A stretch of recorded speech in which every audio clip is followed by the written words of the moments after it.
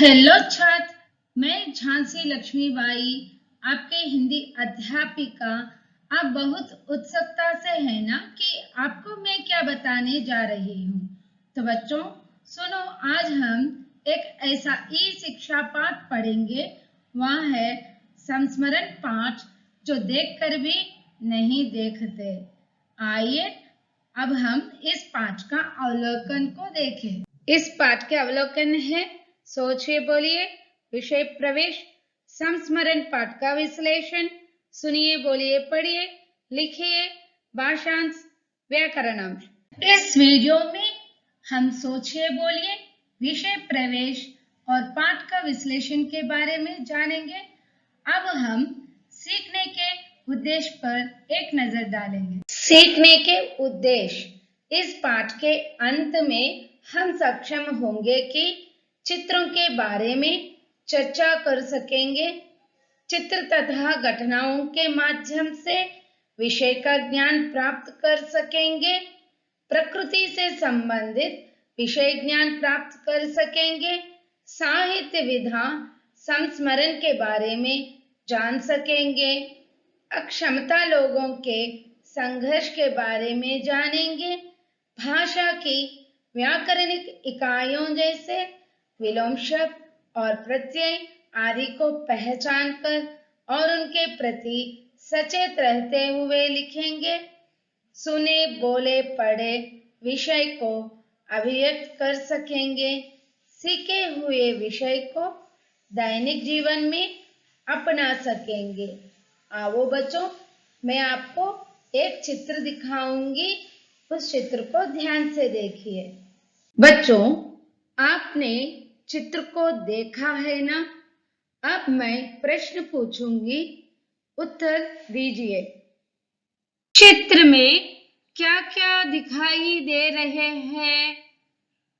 आ बालक, आ painting brush, ई painting stand, ई उपर्युक्त सभी। हाँ, आपने सही बताया, उपर्युक्त सभी सही उत्तर है। शाबाश बच्चों। अब हम और एक प्रश्न पर नजर डालेंगे। चित्र कौन खींच रहा है? आ बालक, आ बूढ़ा, ई बालिका, ई औरत। सही उत्तर क्या है बच्चों? हाँ, बालक सही उत्तर है। शाबाश बच्चों। अब हम और एक प्रश्न पर नजर डालेंगे। बालक किसकी सहायता से चित्र खींच रहा है? आ पैर, आ कान, ई आंख, ई मुंह। हाँ, आपने सही बताया, मुंह सही उत्तर है। शाबाश बच्चों। अब हम जो देखकर भी नहीं देखते पाठ के विषय प्रवेश के बारे में जानकारी लेंगे। जीवन में अपने लक्ष्य तक पहुंचने के लिए दृढ़ इच्छा शक्ति और कठिन परिश्रम की आवश्यकता पड़ती है। बच्चों, मानव को अपने जीवन में एक लक्ष्य होना है। लक्ष्य का अर्थ है ध्येय, मंजिल, उद्देश्य। लक्ष्य ही काफी नहीं है, उस लक्ष्य तक पहुंचने के लिए हम में दृढ़ इच्छा शक्ति और कठिन परिश्रम की आवश्यकता पड़ती है। कई लोग ऐसे भी हैं जो शारीरिक अक्षमता के बावजूद संघर्ष और कठिन परिश्रम करके अपने लक्ष्य तक पहुंचे हैं। कुछ लोग शारीरिक रूप से अक्षम होते हैं। अक्षमता का अर्थ है प्रत्येक व्यक्ति के शरीर में कोई एक अंग काम नहीं करना। अक्षम लोग अपने जीवन में लक्ष्य तक पहुंचने के लिए संघर्ष और कठिन परिश्रम करते हैं। आत्मविश्वास से अपने जीवन को सफल बनाया। उदाहरण के लिए हम सुधा चंद्रन जी को ले सकते हैं। वह एक एक्सीडेंट में एक पैर खो गई, फिर भी वह नृत्य को नहीं छोड़ी और कठिन परिश्रम करके अपने जीवन को सफल बनाया। इस पाठ में ऐसी एक महान लेखिका के बारे में जानेंगे। इस तरह के कई लोग हैं, इनमें से एक महान लेखिका के बारे में हम इस पाठ में जानेंगे। वह महान लेखिका है हेलेन केलर। बच्चों, हेलेन केलर के बारे में हम 2 वाक्यों में जानकारी लेंगे। हेलेन केलर का पूरा नाम हेलेन एडम्स केलर है। बीमारी के कारण वह बचपन में ही नजर खो गई। वह अमेरिका के मशहूर लेखिका है। अब तक सुने हुए पाठ से मैं कुछ प्रश्न पूछूंगी, आप ध्यान से सुनकर उत्तर दीजिए। हमें उच्च स्थिति तक पहुंचने के लिए क्या चाहिए? आ. क्रोध। आ. लक्ष्य। ई. घूमना। ई. निराशा। हाँ, आपने सही बताया। लक्ष्य सही उत्तर है। शाबाश बच्चों। अब हम और एक प्रश्न को देखेंगे। लक्ष्य तक पहुंचने के लिए किसकी आवश्यकता होती है? आ. निराशा इच्छा। आ. इच्छा शक्ति परिश्रम। ए.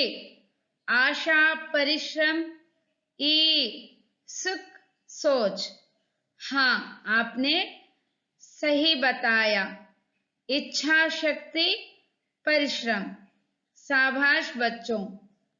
चले और एक प्रश्न की ओर। हम इस पाठ में किन के बारे में जान लेते हैं? आ. लेखक। आ. कहानीकार। ई. निबंधकार। ई. लेखिका। हाँ, आपने सही बताया। लेखिका सही उत्तर है। शाबाश बच्चों। अब हम हेलेन केलर को प्रकृति से कितना प्रेम है और वह चीजों को कैसे महसूस करती है, इसके बारे में पाठ के विश्लेषण में जानेंगे। कभी कभी मैं अपने मित्रों की परीक्षा लेती हूँ, यह जानने के लिए कि वे क्या देखते हैं। हाल ही में मेरी एक प्रिय सहेली जंगल की सैर करके वापस लौटी। मैंने उनसे पूछा, आपने क्या क्या देखा? बच्चों, अब इन पंक्तियों में आए हुए नए शब्दों को देखेंगे। जानने, इसका अर्थ है कुतूहल, उत्कंठा। टू नो, सैर, इसका अर्थ है घूमना फिरना, प्लेजर ट्रिप। जंगल, वन, अरण्य, फॉरेस्ट। कुछ खास तो नहीं, उनका जवाब था। मुझे बहुत अचरज नहीं हुआ, क्योंकि अब इस तरह के उत्तरों की आदत हो चुकी हूँ। मेरा विश्वास है कि जिन लोगों की आंखें होती है वे बहुत कम देखते हैं। बच्चों, अब इन पंक्तियों में आए हुए नए शब्दों को देखेंगे। खास, विशेष, मुख्य, स्पेशल, अचरज, आश्चर्य, वंडर, विश्वास, यकीन, भरोसा, बिलीफ। कभी कभी मैं अपने मित्रों की परीक्षा लेती हूँ, यह जानने के लिए कि वे क्या देखते हैं। बच्चों, यह पाठ संस्मरण पाठ है। संस्मरण का अर्थ है याद करना। लेखिका अपने भावनाओं को हमसे बांटती है। वह कहती है कि मैं कभी कभी मेरे मित्रों की परीक्षा लेती हूँ और उनसे प्रश्न करती हूँ कि वे क्या देखते हैं। हाल ही में मेरी एक प्रिय सहेली जंगल की सैर करके वापस लौटी। मैंने उनसे पूछा, आपने क्या क्या देखा? बच्चों, आपको दोस्त है ना? हाँ, वैसे ही लेखिका को भी दोस्त है। एक बार उनके प्रिय सहेली जंगल में घूमने गई। लेखिका बहुत जिज्ञासा से जानना चाहती थी कि उनकी सहेली जंगल में खुशी से घूमते हुए क्या-क्या देखी है। यहाँ सहेली का अर्थ है सखी, दोस्त। कुछ खास तो नहीं, उनका जवाब था।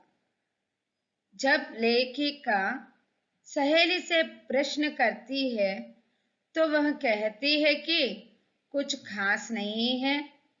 खास का अर्थ है विशेष। लेखिका उनकी सहेली से पूछती है कि वह जंगल में क्या देखी, तो सहेली उत्तर देती है कि वह देखने के लिए कुछ भी विशेष चीज ही नहीं है।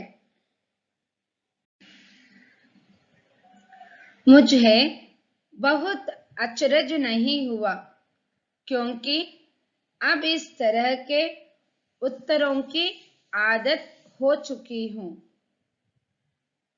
बच्चों, यहाँ लेखिका कहती है कि मुझे अब इस तरह के जवाब से अचरज नहीं होता, आश्चर्य नहीं होता।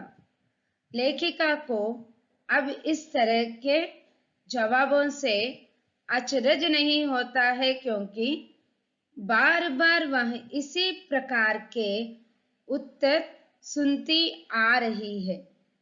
यहाँ अचरज शब्द का अर्थ है आश्चर्य, और लेखिका कहती है कि मेरी सहेली ही नहीं, मैं जिनसे भी पूछूं वे लोग उसी प्रकार के उत्तर देते हैं कि देखी हुई चीजों में किसी प्रकार की विशेषता तो नहीं दिखाई दे रहा है।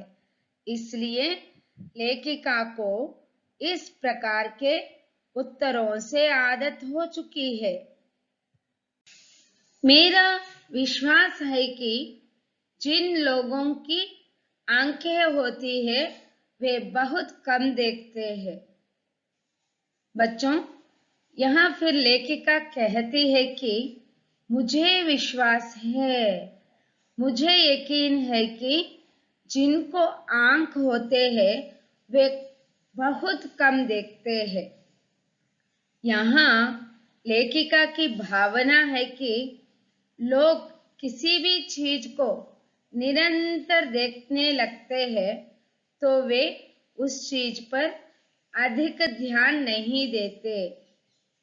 उनके मन में उस वस्तु के प्रति कोई जिज्ञासा नहीं रहती। अब तक सुने हुए पाठ से मैं कुछ प्रश्न पूछूंगी, उन प्रश्नों के उत्तर दीजिए। बच्चों, उचित शब्द से खाली जगह भरिए। लेखिका डैश की परीक्षा लेती थी। आ अध्यापक की, आ मित्रों की, ई जान पहचानों की, ई माता की। हाँ, आपने सही बताया। सही उत्तर है मित्रों की। शाबाश बच्चों। बच्चों, अब आप इस प्रश्न के लिए सही शब्द चुनिए। मैंने उनसे पूछा, आपने क्या क्या देखा या सुना? इसमें से कौन सा शब्द सही है? हाँ, देखा सही है। शाबाश। क्या यह संभव है कि भला कोई जंगल में घंटा भर घूमे और फिर भी कोई विशेष चीज न देखे? मुझे कुछ भी दिखाई नहीं देता, फिर भी सैकड़ों रोचक चीजें मिल जाती है, जिन्हें मैं छूकर पहचान लेती हूँ। मैं भोजपत्र के पेड़ की चिकनी छाल को भी छूकर पहचान लेती हूँ। वसंत के दौरान में टहनियों में नई कलियां खोजती हूँ। मुझे फूलों की पंखुड़ियां छूने और उनकी घुमावदार बनावट महसूस करने में बहुत आनंद मिलता है। इस दौरान मुझे प्रकृति के जादू का कुछ एहसास होता है। कभी जब मैं खुशनसीब होती हूँ तो टहनी पर हाथ रखते ही किसी चिड़िया के मधुर स्वर कानों में गूंजने लगते हैं। बच्चों, इन पंक्तियों में कुछ नए शब्द आए हैं, उन पर नजर डालेंगे। संभव, अनुमानित, कल्पनीय, पॉसिबल, सैकड़ों, हंड्रेड्स, बहुत अधिक, कई सौ, पंखुड़ियां, फूलों के दल, पेटल्स, दौरान, बारी, ड्यूरिंग। क्या यह संभव है कि भला कोई जंगल में घंटा भर घूमे और फिर भी कोई विशेष चीज ना देखे? यहाँ लेखिका कहती है कि मेरी सहेली जंगल में सैर करने गई और वहां 1 घंटा तक घूमी, फिर भी वह बताती है कि कुछ भी विशेष नहीं देखी। हेलेन को यह बात सुनकर लगा कि क्या यह संभव की बात है? प्रकृति के इतने अद्भुत नजारे होने के बाद भी वह कहती है कुछ खास नहीं दिख रहा है। घंटे तक कुछ भी विशेष चीज नहीं देख सकी। हेलेन को यह बात सुनकर ऐसा लगा कि यह कैसा संभव है कि इतने समय जंगल में घूमने गई, फिर भी कुछ भी देखे बिना वापस लौटी। प्रकृति के साथ कितने अद्भुत दृश्य जुड़े हुए हैं, कितने अद्भुत चित्र है, कितनी अद्भुत चीजें हैं, फिर भी वह कुछ भी विशेष नहीं देखी। मुझे कुछ भी दिखाई नहीं देता, फिर भी सैकड़ों रोचक चीजें मिल जाती है, जिन्हें मैं छूकर पहचान लेती हूँ। बच्चों, यहाँ लेखिका और भी कहती है कि मैं नेत्रहीन हूँ, मुझे कुछ भी दिखाई नहीं देता, तो भी मैं अपने चारों ओर देखने और समझने की बहुत सी चीजें हैं, उन्हें मैं स्पर्श करके मतलब छूकर पहचान लेती हूँ। प्रकृति में मिले सैकड़ों रमणीय चीजों को स्पर्श के द्वारा मैं पहचान लेती हूँ और आनंद लेती हूँ। मैं भोजपत्र के पेड़ की चिकनी छाल को भी छूकर पहचान लेती हूँ। बच्चों, यह लेखिका कहती है कि मैं भोजपत्र के चिकनी छाल को भी छूकर पहचान लेती हूँ। चिकनी का अर्थ है नरम और छाल का मतलब है वृक्ष के तना माने शरीर। पेड़ के शरीर पर जो मोटा सा चीज होता है उसे छिलका कहते हैं।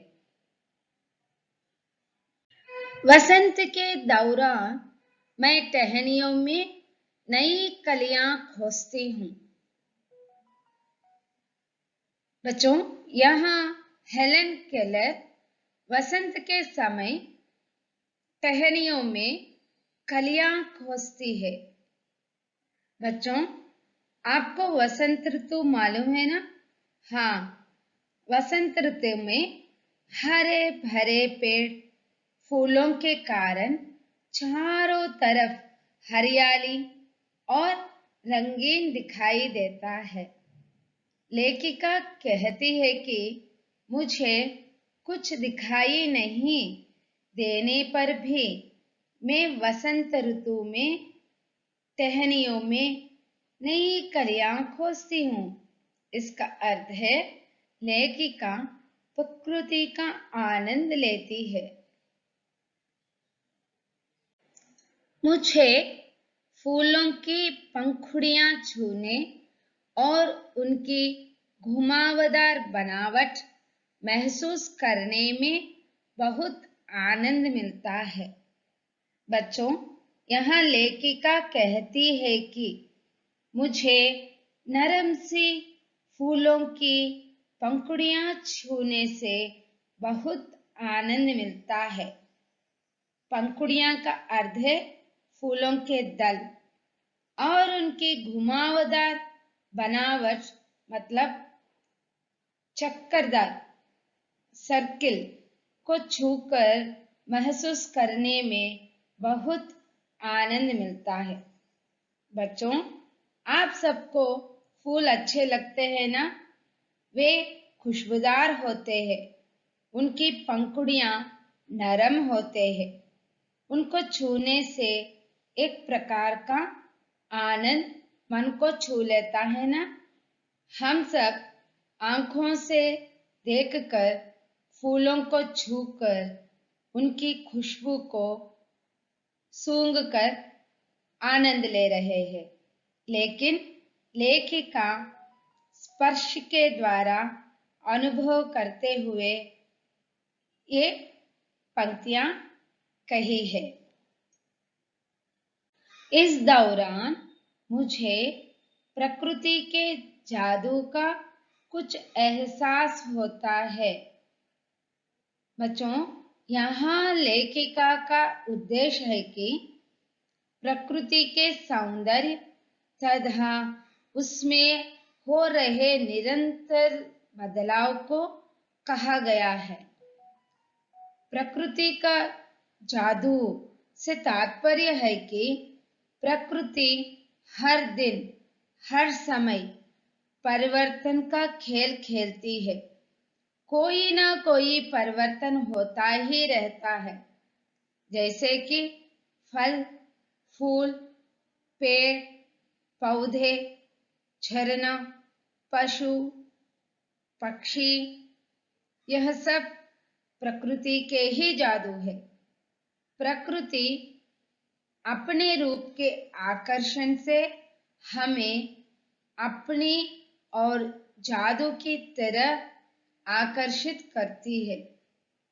प्रकृति में विविधता है, अलग अलग वृक्षों की अलग अलग घुमावदार बनावट और उनकी छाल और पत्तियां होना, फूलों का खिलना, कलियों की पंखुड़ियों की मखमली सतह, बागों में पेड़ों पर गाते पक्षी। यहाँ लेखिका का उद्देश्य है कि प्रकृति में जो सौंदर्य है वह निरंतर बदलता रहता है। कभी जब मैं खुश नसीब होती तो टहनी पर हाथ रखते ही किसी चिड़िया के मधुर स्वर कानों में गूंजने लगते हैं। बच्चों, यहाँ लेखिका प्रकृति का आनंद लेती है और कहती है कि जब वह अपने हाथ को किसी पेड़ पर रखती है तब वह किसी चिड़िया की आवाज सुनती है तो वह खुद अपने आप को खुशनसीब समझती है। पाठ के मुख्य बिंदु। लेखिका हेलन केलर को कुछ भी दिखाई न देने पर भी छूकर कई चीजों को पहचान लेती है।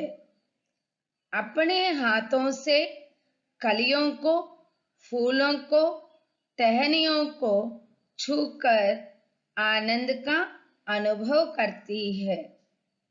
उनका विचार है कि जिन लोगों की आंखें होती है वे बहुत कम देखते हैं। हेलन केलर को सैकड़ों रोचक चीजें मिल जाती है। हेलन केलर वसंत में कलियों को खोजती है। लेखिका के कानों में चिड़िया के मधुर स्वर गूंजने लगते हैं। बच्चों, इस पाठ में आए हुए कठिन शब्दों पर एक नजर डालेंगे।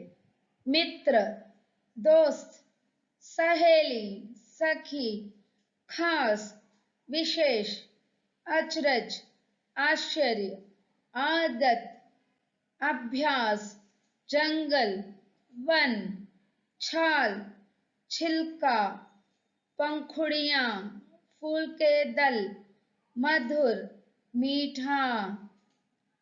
बच्चों, अब तक सुने हुए पाठ से मैं कुछ प्रश्न पूछूंगी, उत्तर दीजिए।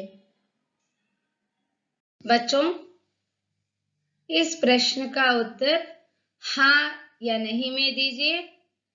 मैं टहनियों में नई कलियां खोजती हूँ।